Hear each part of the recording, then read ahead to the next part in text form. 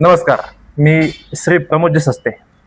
महाराष्ट्रामध्ये गेली अनेक दशके सुरू असलेला मराठा आरक्षणाचा संघर्ष आज एका निर्णायक टप्प्यावरती येऊन पोहोचलेला आहे. हा संघर्ष केवळ एका व्यक्तीचा नाही, हा संघर्ष फक्त एका समाजाचा नाही, हा संघर्ष आहे सामाजिक न्यायाचा, संविधानिक अधिकारांचा आणि ग्रामीण महाराष्ट्राच्या अस्तित्वाचा.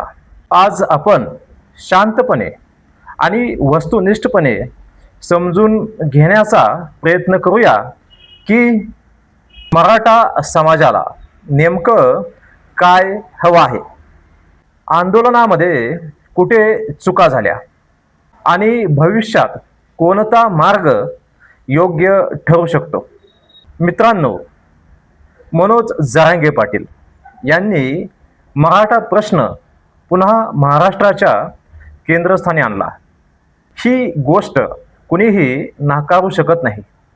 गावागावातील मराठा तरुण, शेतकरी, बेरोजगार युवक हे सर्व मोठ्या प्रमाणावर या आंदोलनाशी जोडले गेले, कारण त्यामागे वेदना खरी होती. आज ग्रामीण महाराष्ट्रातील वास्तव काय आहे?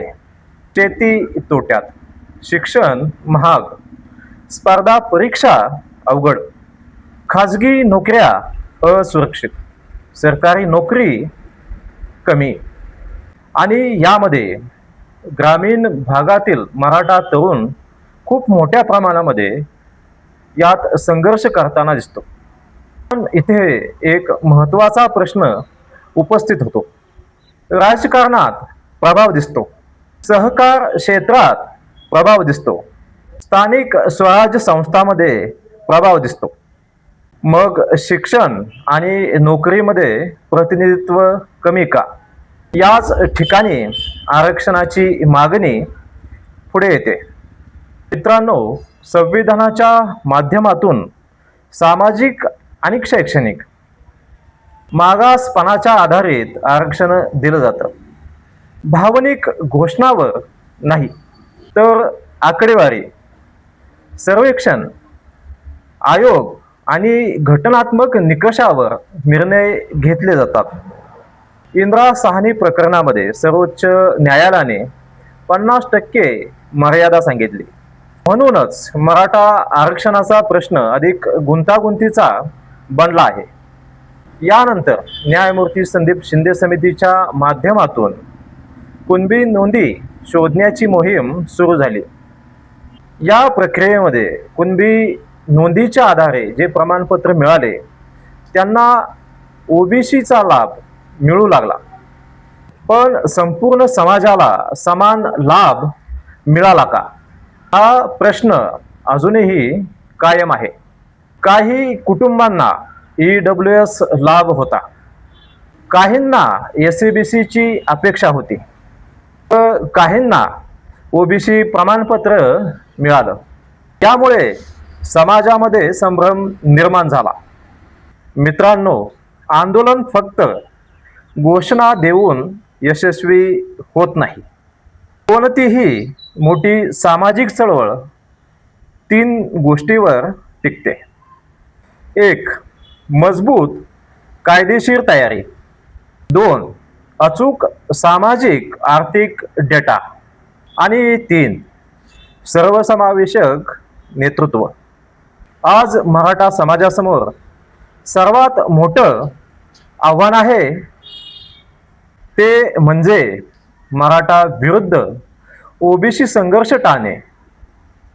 कारण ओबीसी, SC, ST, धनगर, बौद्ध, आदिवासी, माळी हे सर्व समाज देखील ग्रामीण आणि आर्थिक संकटाचा सामना करत आहेत.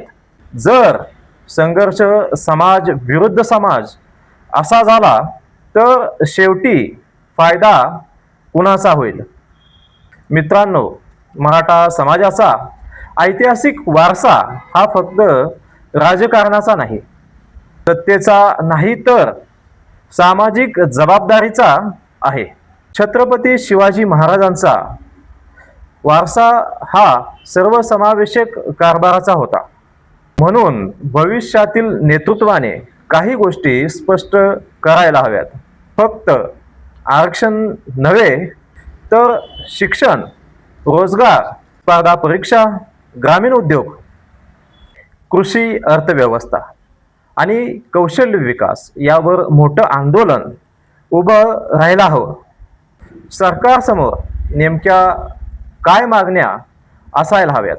मराठा समाजाचं स्वतंत्र सामाजिक आर्थिक मागासलेपणाचं सर्वेक्षण, ग्रामीण UPSC MPSC अकादमी, व्याजमुक्त शिक्षण कर्ज, कृषी आधारित आर्थिक पॅकेज, डिजिटल शिक्षण केंद्र, न्यायालयात टिकेल असं घटनात्मक मॉडेल, हे सर्व अभ्यासपूर्ण पद्धतीनं मांडावं लागेल.